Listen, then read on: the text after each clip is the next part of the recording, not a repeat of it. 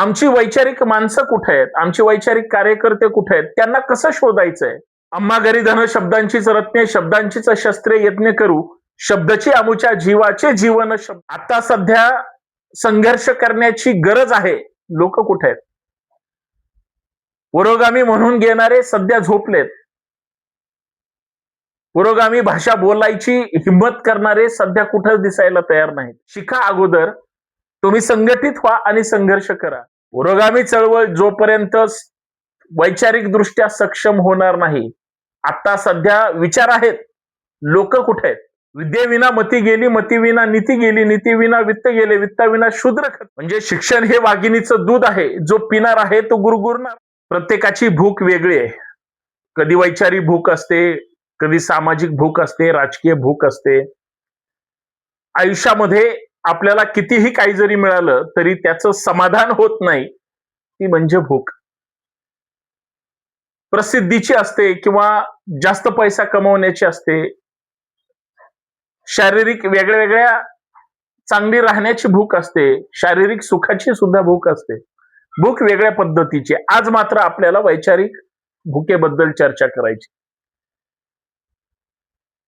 परिवर्तनवादी किंवा पुरोगामी चळवळी आज कशा अवस्थेमध्ये आहेत हे वेगळं सांगायची गरज नाही, परंतु बुद्धांपासून आजपर्यंत ज्या ज्या महापुरुषांनी एक चांगली विचारधारा दिली, म्हणजे प्रत्येकाचा काळ आठवला, मग महापुरुषांचा असेल, संतांचा असेल, समाज सुधारकांचा असेल, किंवा या सगळ्यांच्या विचारावर काम करणाऱ्या कार्यकर्त्यांचा सुद्धा एक काळ असेल, तो जर अनुभवला, डोळ्यासमोर आणला, तर मला असं वाटतं की तुम्हाला बरंच काही शिकायला मिळतं. आजचं डिजिटल युग आहे. सहज एखादी गोष्ट काही क्षणात लोकांपर्यंत पोहोचवता येते, जगापर्यंत पोहोचवता येते, प्रत्येकापर्यंत ती गोष्ट सहज पोहोचते. पण मागच्या 10 वर्षापूर्वीचा काळ बघितला, मागच्या 30-40 वर्षापूर्वीचा काळ बघितला, स्वातंत्र्याचा काळ बघितला किंवा त्याच्या अगोदरचा काळ पाहिला, तर तुमच्या लक्षात येईल प्रत्येकाने आपल्या आपल्या पद्धतीनं जो ताकदीचा संघर्ष केला, बरीच माणसं ही खऱ्या वैचारिक सुखापासून, अर्थात प्रसिद्धीपासून किंवा त्यांच्या कामापासून ती फार लांब राहिली. ती फक्त माणसं जोडत राहिली, लोकांचं प्रबोधन करत राहिली. वैचारिक भूक म्हणजे काय याच्यावर चर्चा करत असताना शेवटच्या माणसाचं प्रबोधन, लोकांचं प्रबोधन, समाजाची प्रगती आणि सगळ्यात महत्वाचं जे एक वैचारिक समाधान असतं चांगलं काम करून, त्या सगळ्यांची सांगड म्हणजे आजची माझ्या विषयाची ती वैचारिक भूक. आम्हा घरी धन शब्दांचीच रत्ने, शब्दांचीच शस्त्रे यज्ञ करू, शब्दाची आमुच्या जीवाचे जीवन शब्द धन वाटू जन लोका.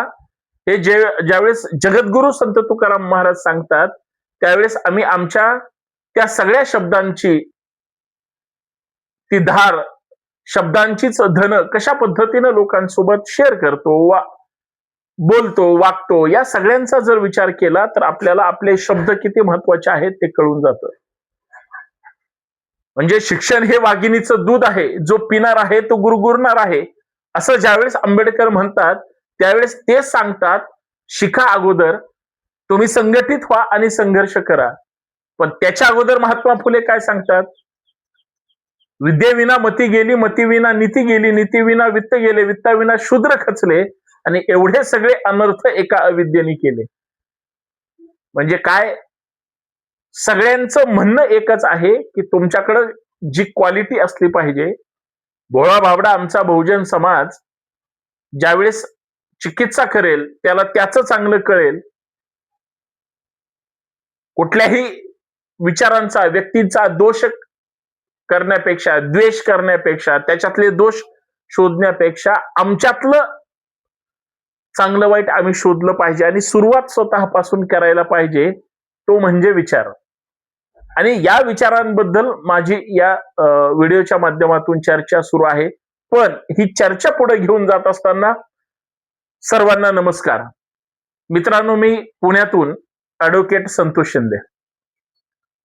संतोष शिंदे या ऑफिशियल आपल्या हक्काच्या युट्यूब चॅनलवर मी आपल्यासोबत सामाजिक राजकीय नेहमी चर्चा करत असतो. मी आतापासून एक ठरवलंय की आमची वैचारिक माणसं कुठे आहेत, आमचे वैचारिक कार्यकर्ते कुठे आहेत, त्यांना कसं शोधायचंय. सकाळी 11, 11:30, 12 वाजताचा जो व्हिडिओ असेल दररोजचा, हा फक्त विचारांवर आधारित असेल. याची फक्त कृपया नोंद घ्या आणि आम्हाला वैचारिक चळवळीसाठी स्वतःला गाडून घ्यायचं आहे आणि आजपर्यंत घेतलंय, संघर्ष केलाय. आम्हाला त्या वैचारिक आमच्या पुरोगामी चळवळी मजबूत करायच्या आहेत, ज्या विचारांची आम्ही कार्यकर्ते आहोत. आमचे नेते कुठे आहेत, आमचे मार्गदर्शक कुठे आहेत, मग ते कुठल्या जाती धर्माचे आहेत, आम्ही कधीच विचार केला नाही. आम्हाला आता त्या सगळ्या लोकांना परत एकदा तयार करायचंय, घासायचंय. त्यांच्यातला तो त्यावेळेचा जो जिवंतपणा आहे तो जागृत करून आम्हाला आमच्या चळवळी परत मोठ्या करायच्यात. पुरोगामी चळवळ जोपर्यंत वैचारिक दृष्ट्या सक्षम होणार नाही, आता सध्या विचार आहेत, लोक कुठे आहेत. आता सध्या संघर्ष करण्याची गरज आहे, लोक कुठे आहेत. पुरोगामी म्हणून घेणारे सध्या झोपलेत. पुरोगामी भाषा बोलायची हिंमत करणारे सध्या कुठंच दिसायला तयार नाहीत. आम्हाला त्या सगळ्यांना जाग करायचंय. म्हणून ही जी वैचारिक शिदोरी आहे, वैचारिक भूक आहे, ती चळवळ मजबूत करण्याची आहे, कुणाचा द्वेष नाही. म्हणजे आम्हाला प्रतिगाम्यांच्या विरोधात काम करायचंय. पण आमच्यातले प्रतिगामी जे आमच्या सोबतच कधी काळी काम करत होते, ते कधी प्रतिगाम्यांच्या पदरी चाकर झाले. म्हणजे आमचे भाऊबंद कधी प्रतिगामी चळवळीचे अनपेड पोलीस झाले, त्यांच्या विचारांनी काम करायला लागले. या सगळ्याचं सगळ्यात मोठं दुर्दैव, आमच्या चुका आम्हाला शोधण्याची सुद्धा ही वेळ आलेली आहे. ज्या ज्या वेळेस महाराष्ट्राचा वैचारिक दृष्ट्या विचार केला जातो, त्या त्या वेळेस महाराष्ट्राची एक वैचारिक दृष्ट्या विभागणी करत असताना पुरोगामी, प्रतिगामी, आमच्या विचाराचे, तुमच्या विचारांचे याबद्दल चर्चा केली जाते. आम्हाला ही चर्चा करायची नाही. आम्हाला आमचे कार्यकर्ते कुठे गेले, ते का काम करत नाहीत, का ते गप्प बसले, ते कुटुंबात अडकले का, काम करू शकत नाहीत का, त्यांच्यात वैचारिक बळ राहिलं नाही का. आम्ही ज्या फुले शाहू आंबेडकरांची, साठेंची, शिवाजी महाराजांची, त्यांच्या कर्तृत्वाची, विचारांची, चळवळीची, संघर्षाची चर्चा करतो, त्यांच्यावर अभ्यास करतो, त्यांच्या वैचारिक प्रगल्भतेवर आम्ही अभ्यासपूर्ण ज्यावेळेस मांडणी करतो किंवा आम्ही चिकित्सा करतो, ते विचार किती मोठे. आज त्या विचारांनी घडलेली माणसं कुठे आहेत, ही शोधण्याची वेळ आली. जगद्गुरु संत तुकाराम महाराज असतील, संत नामदेव महाराज असतील, संत ज्ञानेश्वरांपासून जगनाडे महाराज असतील, राष्ट्रसंत तुकडोजी महाराज असतील, ही माणसं ज्यांनी विचार दिले, त्यांनी पेरलेल्या त्या विचारांची घडलेली माणसं कुठे आहेत. दररोज आपल्याला याच युट्यूब चॅनलवर 12 वाजता ज्यावेळेस मी वेगळ्या वेगळ्या मुद्द्यावर चर्चा घेऊन येईल, त्यावेळेस आपल्याला ती शोधणं अपेक्षित आहे. आम्हाला पुरोगामी चळवळी संपू द्यायच्या नाहीत. आम्हाला पुरोगामी चळवळीच्या कार्यकर्त्यांना जाग करायचंय. आम्ही जातीपातीच्या पलीकडे जाऊन आम्ही आमच्या महापुरुषांची विचारधारा सांगतो ना, तोच वैचारिक वादळ, जसं वैचारिक आग्यामोहळ असतं, एकतर पेटत नाही, उठत नाही, पण ज्यावेळेस उठल त्यावेळेस म्हणजे ताकदीनं वैचारिक हल्ले केल्याशिवाय शांत बसत नाहीत. ते वैचारिक हल्ले म्हणजे काय?